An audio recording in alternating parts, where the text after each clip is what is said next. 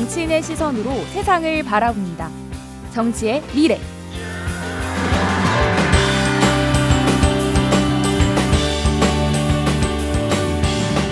정치의 미래입니다. 이분들에게 우리 정치의 내일이 달려 있습니다. 이분들만은 아니지만 젊은 정치인들을 통해서 오늘의 한국 또 내일의 한국을 살펴보는 시간입니다.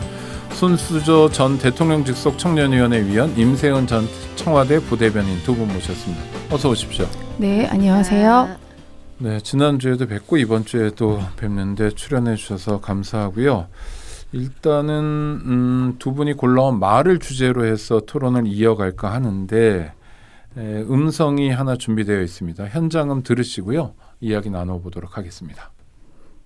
왜 4시간 동안 물끄러미 쳐다만 보고 있었냐 이거예요. 현장에 나가 있었잖아. 112 신고 안 들어와도 조치를 했었어야 되는 거 아닙니까? 이걸 제도가 미비해서 여기에 대응 못했다고 하는 말이 나올 수 있냐 이 말이에요.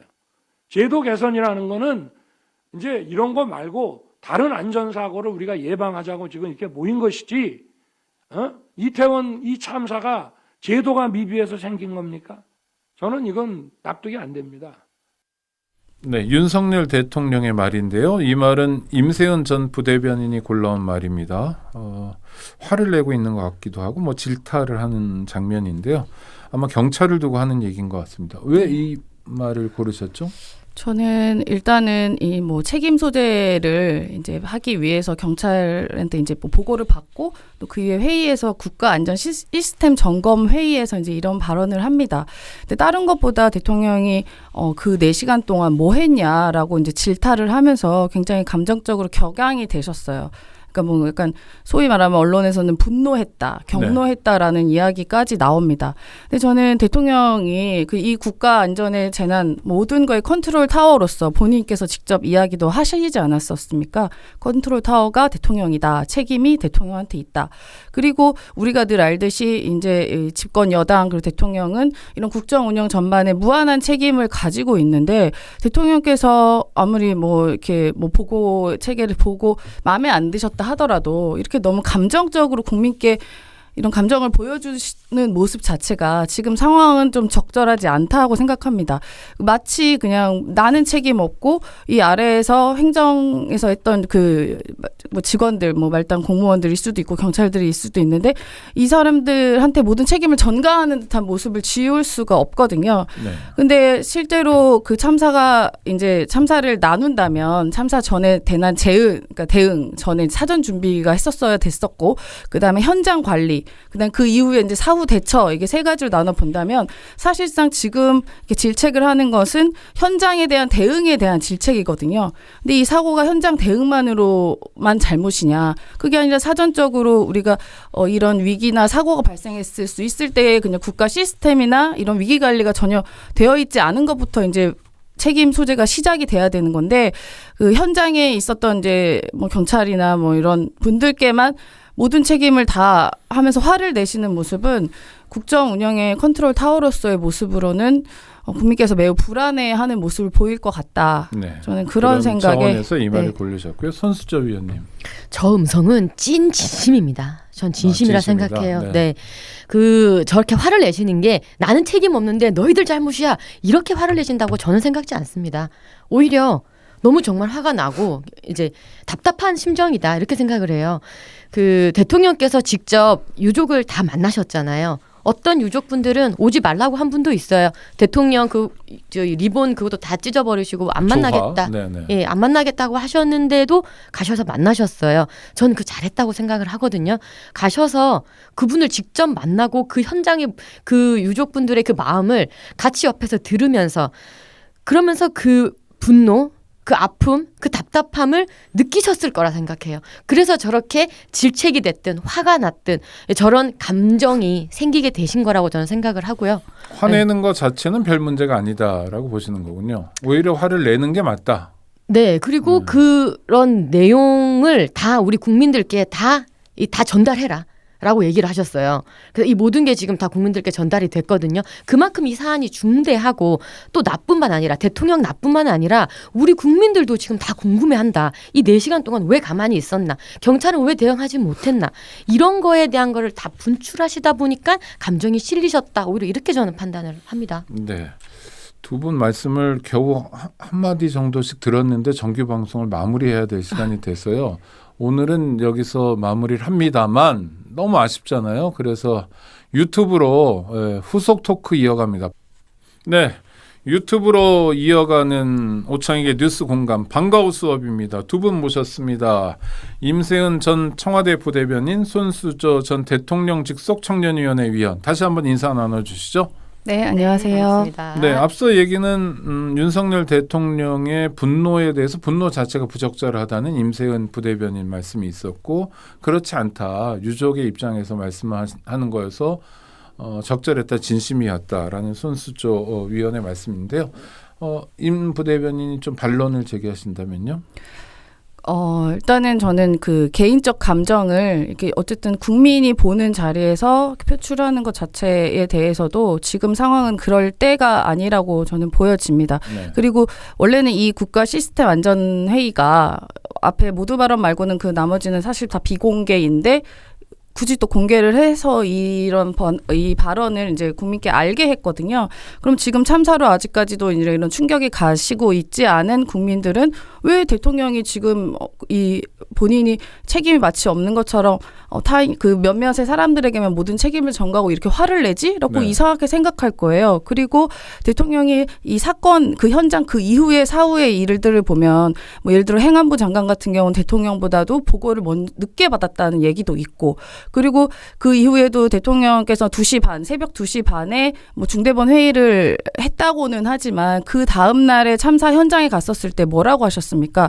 마치 처음 보는 듯이 이 골목에서 그렇게 사람 많이 죽었어? 뭐야 뇌진탕 아니야? 이런 식으로 너무 황당한 발언을 합니다. 그러니까 이 사안에 대해서 압사라는 얘기는 우리가 포털에서 몇 개만 찾아봐서도 다 나왔었어요. 내용이. 압사가 어떻게 지금 희생이 됐고 어떤 상황에서 돌아가셨는지. 그럼 과연 국민들은 그럼 보고가 제대로 이루어졌냐라는 의구심을 가질 수밖에 없습니다. 그렇다면 그러한 보고 체계나 본인도 그 대통령께서도 그 4시간 동안 적절하게 보고를 제대로 잘 받았는지에 대해서부터도 좀 확실히 규명이 돼야 될 것 같습니다. 근데 화부터 내니까 좀 뭐 황당할 수도 있죠. 그리고 유족 네. 입장에서도 보면 지금 대통령께서 이렇게 화를 내는 상황인가에 대해서도 좀 의구심이 있을 것 같습니다.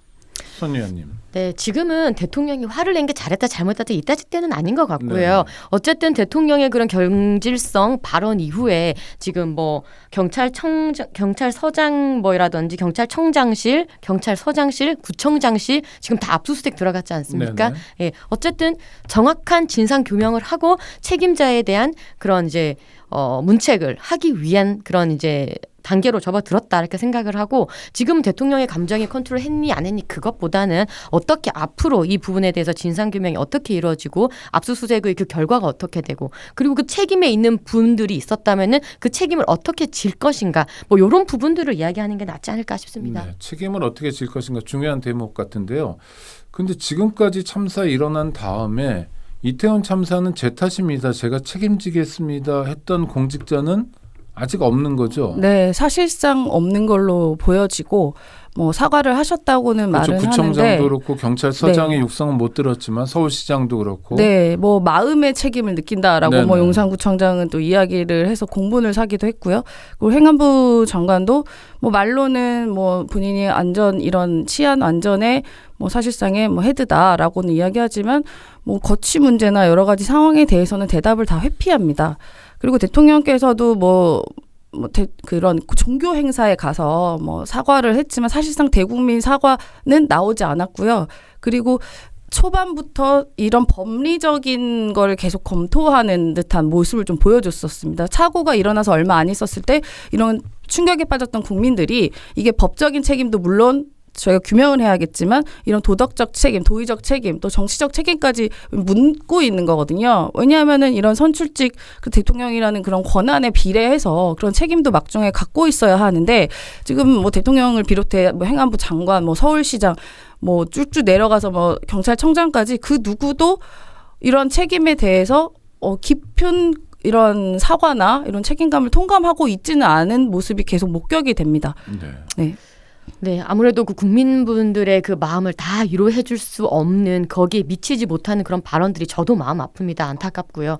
근데 어쨌든 지금 대통령께서는 그런저런 발언들로 인해 문제가 됐었던 뭐 행안부 장관을 거의 이제 직시해가지고 좀 이제 경질성 발언을 하기도 하고 지금 뭐 용산청장에 대해서도 뭐 압수수색을 하고 있고 그러니까 어떻게 보면은 대통령께서 조금 더 강하게 질책을 하려고 한다고 저는 생각을 해요. 네. 네, 그래서 대통령의 의지는 책임을 네. 정확히 묻는 데 있다라고 생각하시는 거군요. 네, 그 책임을 묻는데 사실상 이 책임을 진다는 것의 의미가 꼭 사퇴만은 또 아닐 수도 있지 않습니까? 사퇴를 한다는 것이 모든 것을 책임을 지고 책임을 다 지는 것으로 끝난다라고는 또 볼 수는 없어요. 사퇴는 뭐 사퇴지만 그 전에 어쨌든 이 문제가 일어난 거에 대해서 사고 수습을 또 좀 하고 대책을 마련하는 거에 대해서 더 현장에서 책임질 부분은 져야 된다는 것이 또 하나의 책임이다. 또 이렇게 볼 수는 또 있거든요.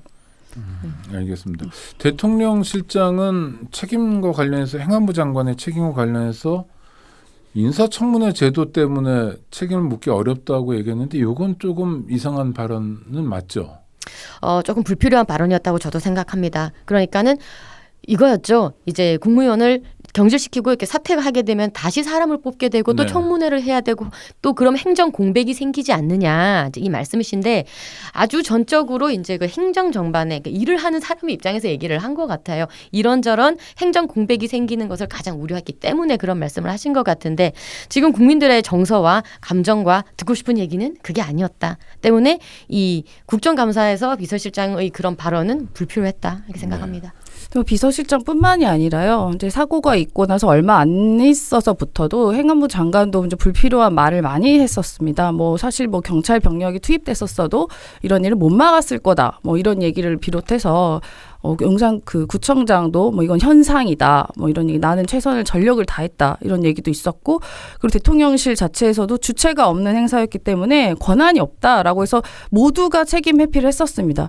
그리고 이런 국민이 이러한 대국민 사과를 요구를 했었음에도 불구하고 뭐 잘못한 게 없다는 식으로 모두가 했어요. 근데 결국은 112 신고가 이제 녹취가 나오면서 그때부터 억지로 사과한 듯한 이런 인정한 듯한 모습을 보여줬던 것들이 저는 지난 시간 동안 쭉 있었기 때문에 이런 뭐 대통령께서 뭐 매일 분향소 가시고 이런 부분에 대해서 사실 진정성이 느껴지지 않을 수도 있는 거거든요. 그리고 지금 뭐 총리 우리도 대통령 다음에 또 총리가 권한이 많지 않습니까? 네. 근데 총리 그 외신도 사실 외신에서도 이 사안에 대해서 굉장히 심각하게 보고 있기 때문에 많은 취재가 들어갔었습니다. 그런데 대통령실에서 그 부분에 대해서 약간 불편함을 느꼈는지 총리한테 가서 외신이랑 좀 만나서 이렇게 외신이랑 좀 얘기를 해라라는 그런 지시가 있었다고 해요. 그래서 만나러 간 자리에서 뭐 했습니까? 그 심각한 상황에서 기자들이랑 뭐 실실 웃으면서 뭐 농담이 하려고 한 건 아니었겠지만 그런 태도들 농담했죠. 근데 뭐 웃기지는 않았는데 전혀 웃기지도 않았고 그 질문에 대한 명확한 대답을 한 적도 없고 그러니까 총리부터 행안부 장관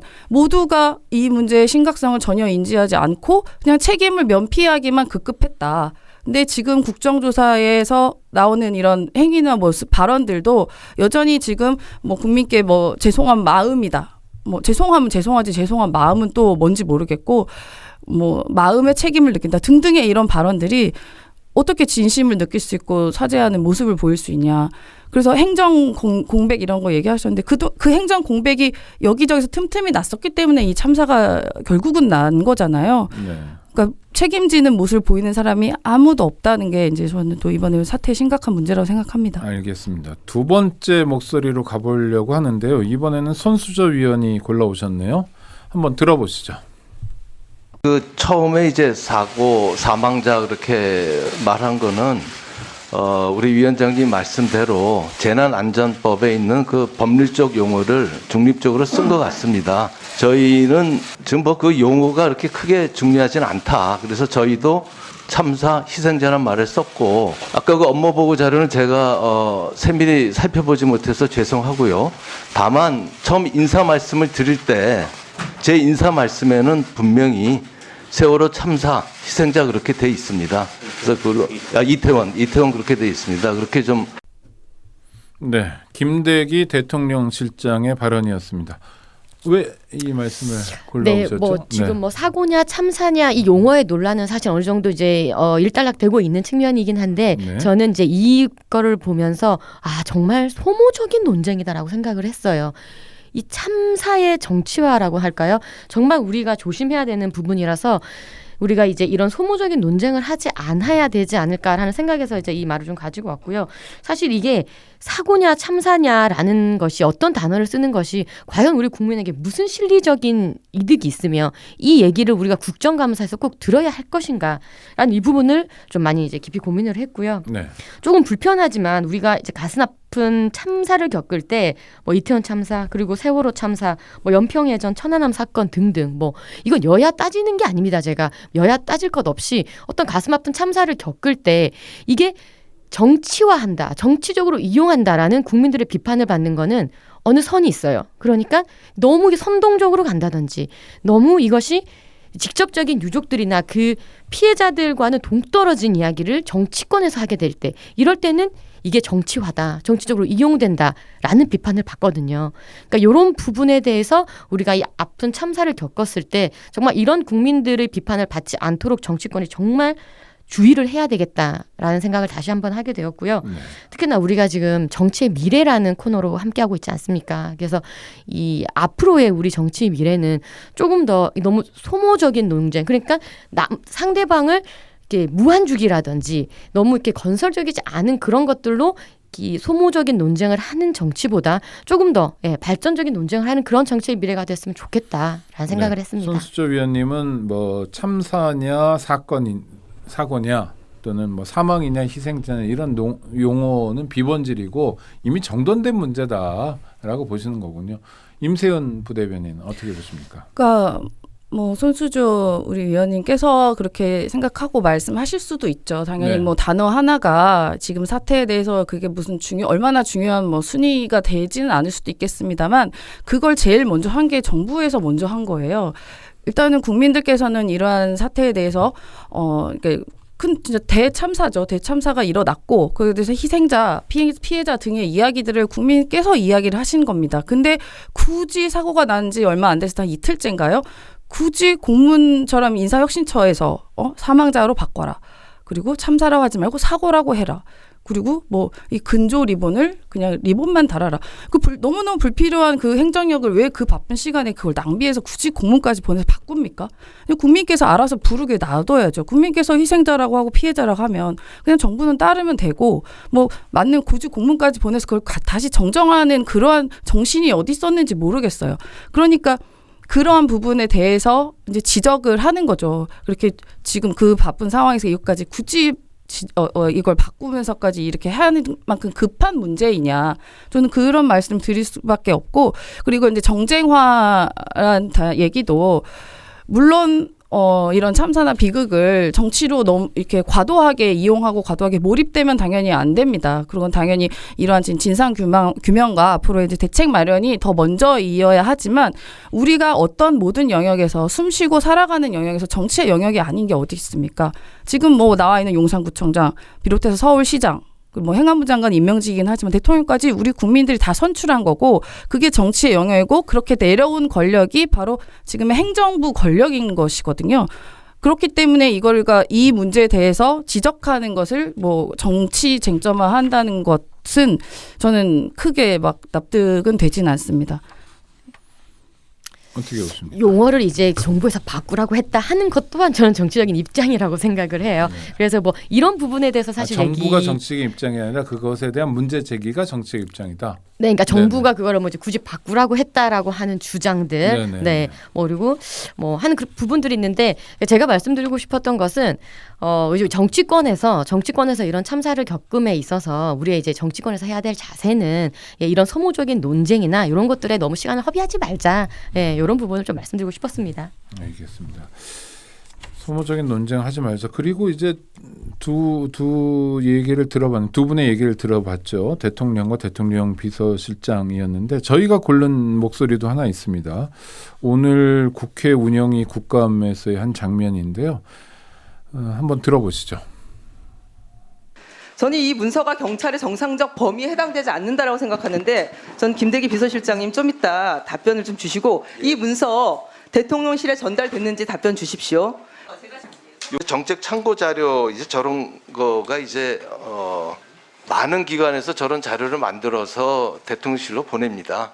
그래서 뭐 대한민국에서 무슨 일이 일어나는지 그런 걸 좀 많이 보내는데 사실 뭐 역대 정부에서도 계속 이런 일은 있었고 근데 그 어느 기관에서 뭘 보낸지는 저희가 좀 밝히기가 좀 어렵다. 왜냐하면 그러면은 저희가 견디질 못해요. 견디지 못한다. 이거는 이제 정보경찰이 작성한 그렇죠. 뭐 일부에서 민간인 사찰이고 또 일부에서는 공공의 안녕을 위한 적법한 문건 작성과 배포였다고 하는데 자, 임세은 부대변인은 어떻게 보셔요? 제가 뭐 내용을 대충 봤었었는데요. 네. 이게 참사가 일어나고 얼마 있지 않아서 나온 보고서입니다. 그리고 이 보고서는 아마 기밀문서 뭐 한 몇 급 정도로 해당되는 문서라서 대통령실의 일부 사람들만이 아마 열람할 수 있는 걸로 알고 있습니다. 뭐 이게 어떠한 경로로 이렇게 오픈이 된 건지는 모르겠습니다만 그 안에 내용 보면 굉장히 민감한 이야기들이 많아요.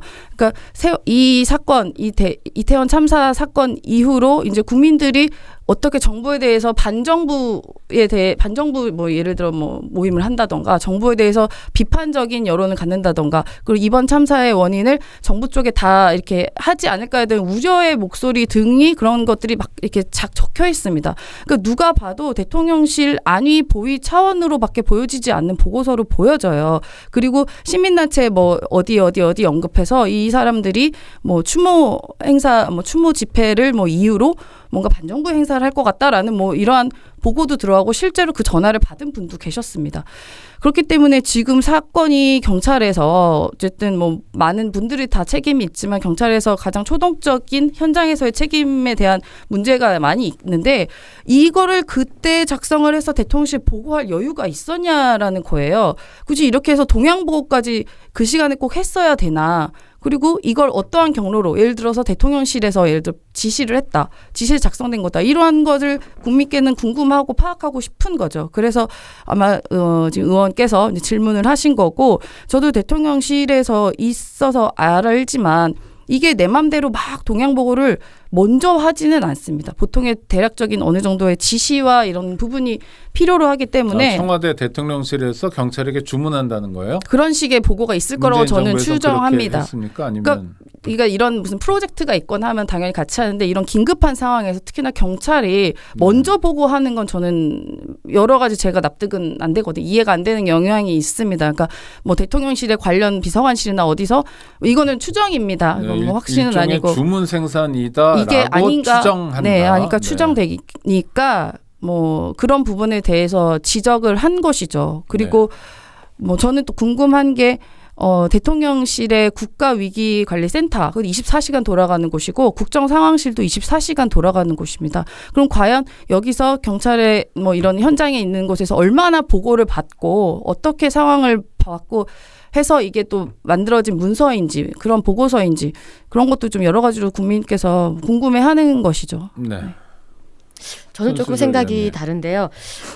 그래서 저는 대통령실에서 근무는 안 해봤지만 주문 제작은 저는 아닐 거라 생각합니다. 주문 생산은 아니다. 주문 생산은 아닐 거라 생각하고요. 경찰이 자발적으로 문건을 작성해서 보고한 거다.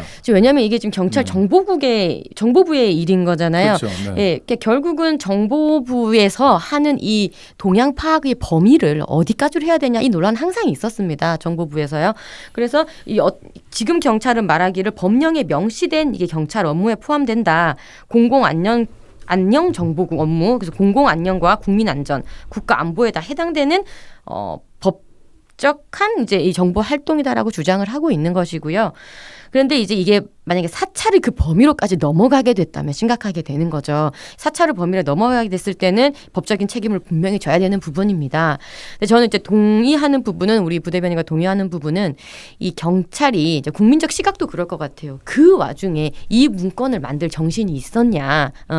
어떻게 그 와중에 이런 부분에 대해서 동향 보고를 할 수가 있냐? 뭐 이 지점인 것 같아요. 이 지점에 대해서 국민이 공분을 산다라는 부분에서 동감을 하거든요. 근데 지금 김대기 실장의 이 국정감사 내용을 짚어보면은 본인은 몰랐다는 거예요. 네, 신문에 나오는 걸 보고 알았다. 그리고 모든 동향 보고를 내가 받진 않고 난 이걸 몰랐다라고 하는 거거든요. 저는 근데 이 발언이 거짓이라고는 보지는 않아요. 네, 몰랐던 건 진짜 몰랐던 것 같고 모두 올라오는 그거를 비서실장이 그걸 다 일일이 다 체크하지는 않는다라는 그 부분을 어느 정도 그 부분 저는 맞다고 보고 있습니다. 네. 마무리를 해야 되는데 궁금한 거 하나만 여쭤보면 좀 전에 정봉주 전 의원도 말씀하는 게 천공이라는 사람이 있는데 그 사람이 유튜브에서 뭐라고 얘기하는 것대로 대통령이 움직인다. 의혹이죠. 이 의혹 천공의 영향력은 진짠가 뭐 이런 의혹 어떻게 풀어야 됩니까? 이게 사실은 어떤 면에서 굉장히 심각한 문제일 수 있어서요. 중요한 문제여서 미래의 정치인 또 현역 정치인이기도 합니다만 미래를 책임지실 분들은 어떻게 생각하시는지 이번에는 손 의원부터 갈까요?